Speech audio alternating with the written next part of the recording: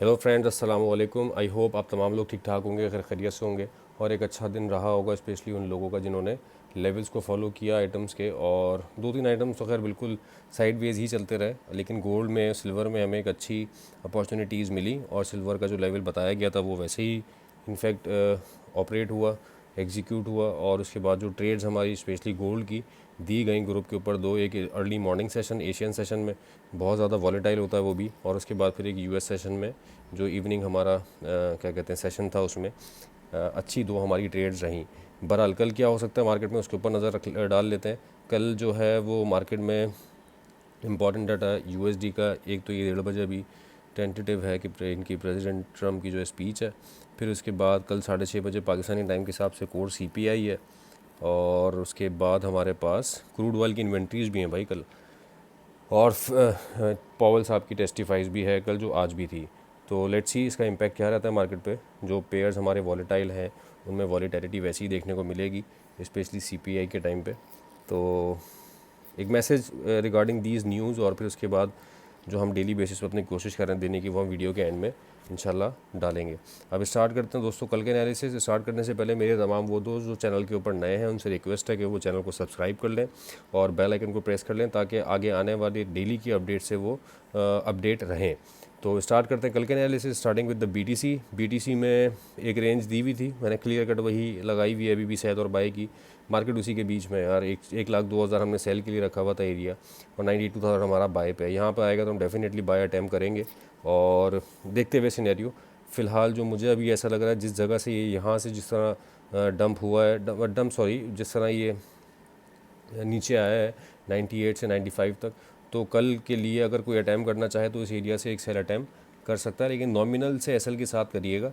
उसकी रीज़न ये है कि ये एरिया कोई एक बहुत मेजर रेजिस्टेंस, मैं देख लेता हूँ बहरहाल पीछे, फिर भी रेजिस्टेंस है, बिल्कुल है। उसकी रीज़न ये है कि इस जगह को पहले इसने सपोर्ट बनाया था, देन यहाँ पे सपोर्ट बनाया, और अब इसको ब्रेक करके आया, तो उसको एज ए रेजिस्टेंस प्ले कर रहा है।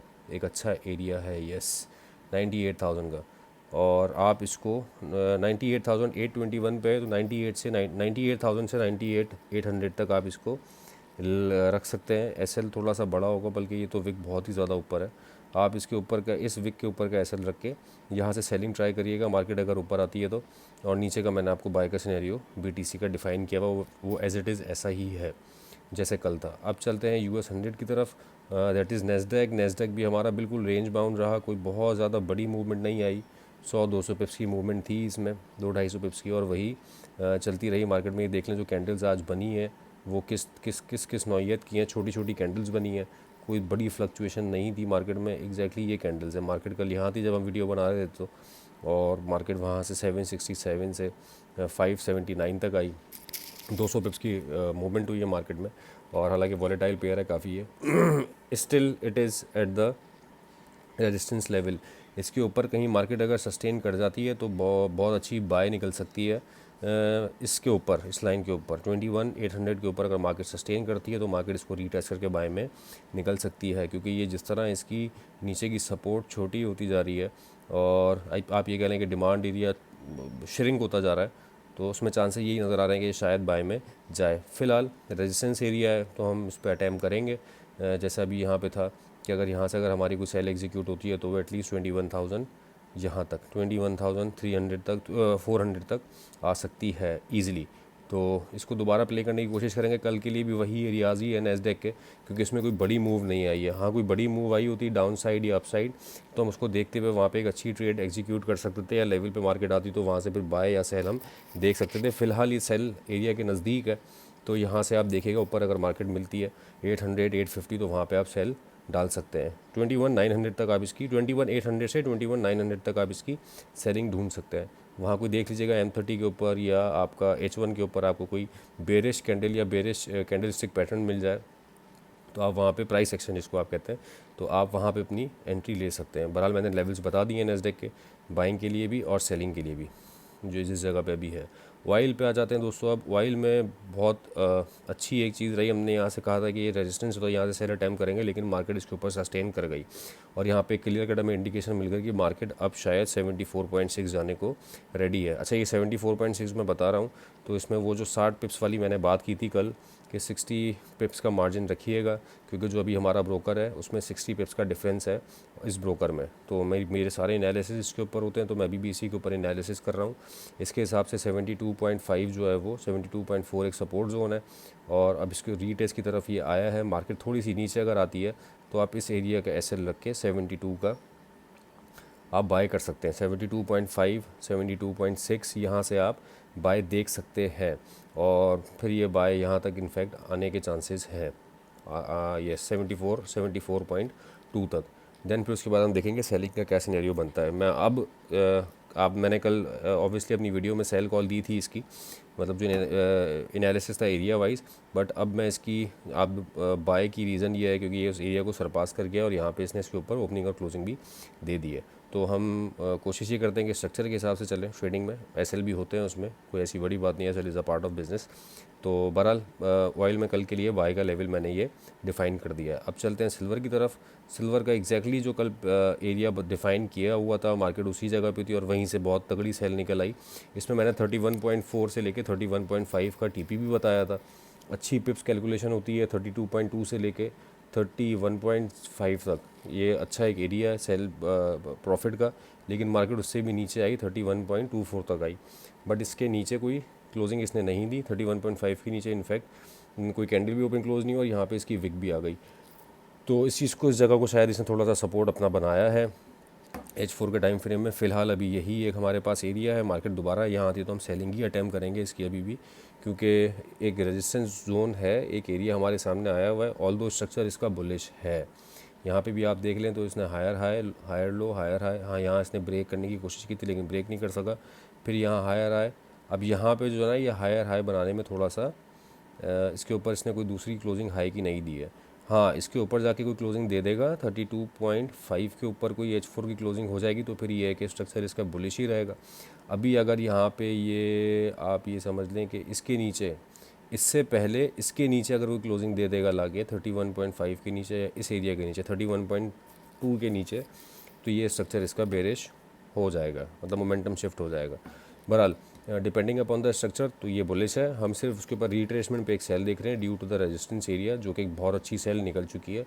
कल इस एरिया को दोबारा अटैम्प्ट किया जा सकता है, but it will be risky. जाए तो कर लीजिएगा अटैम्प्ट, कोई हर्ज नहीं है इसमें, बट यहाँ से मार्केट अभी थोड़ा सा, क्योंकि ये एरिया एक सपोर्ट का है 31.35 का, ये देखें ना, यहाँ पे भी एक एरिया था ये, तो ये हो सकता है इस डिमांड जोन को पिक करके मार्केट, मतलब इस एरिया को डिमांड जोन अपना बना के यहाँ से वापस जा रही हो ऊपर।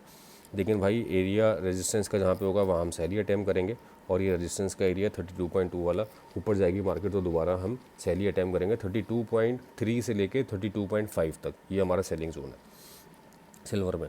बाय के लिए देख लेंगे अभी नहीं, कल कि क्या एरिया बनता है तो उसको कल की वीडियो में कवर कर लेंगे। अब चलते हैं दोस्तों गोल्ड की तरफ। ब्यूटीफुल प्ले हुआ गोल्ड हमारा, मैंने लाइंस मार्क की हुई हैं कल की ही।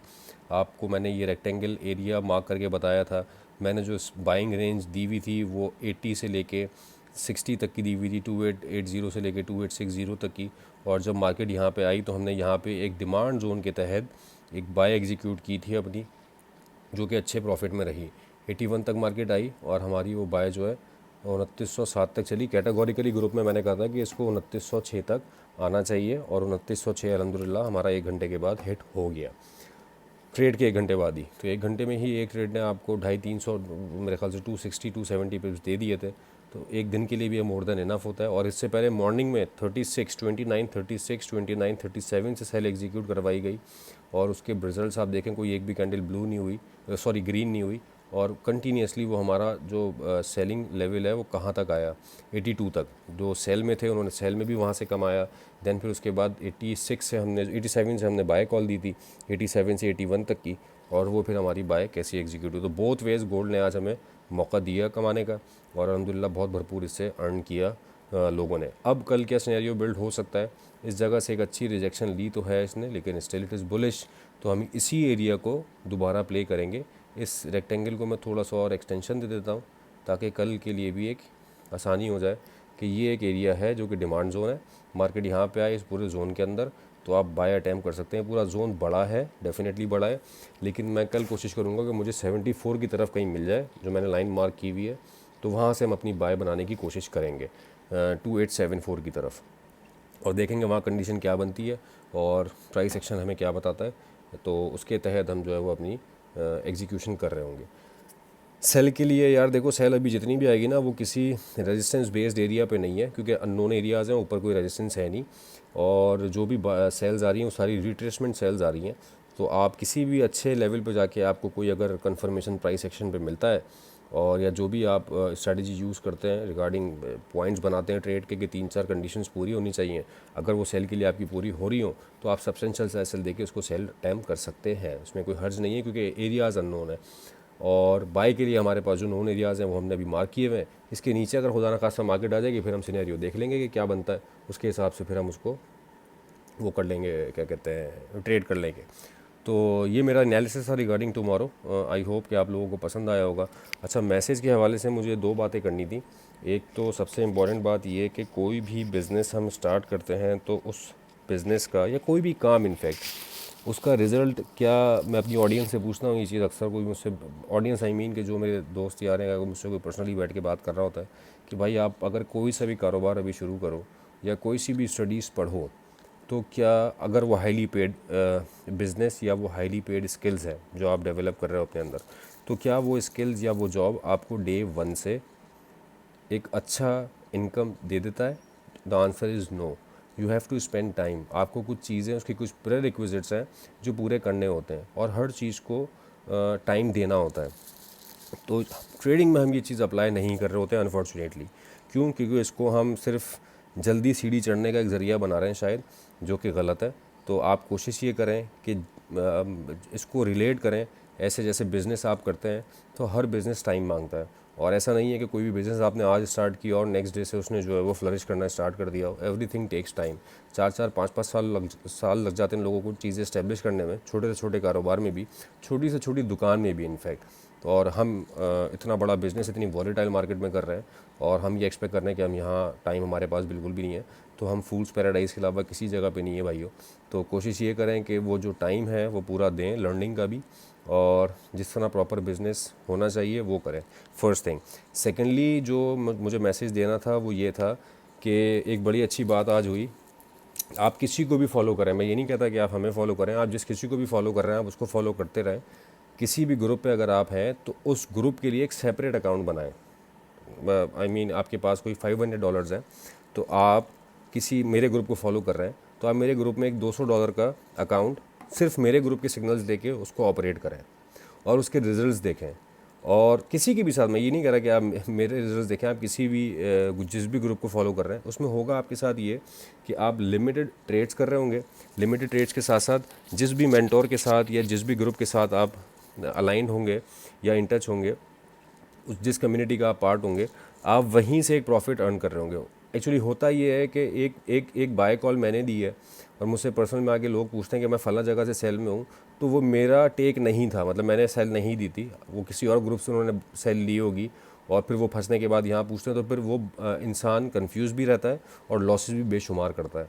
तो कोशिश करके या तो इस अकाउंट को सेपरेट करें जो भी आपका है, और उसको पार्ट्स में बांट लें कि मुझे $100 का मैंने एक अकाउंट $100 या $200 के ऊपर मैं ऑपरेट कर रहा हूँ। वैसे ये बहुत कम अमाउंट है रिगार्डिंग ट्रेड।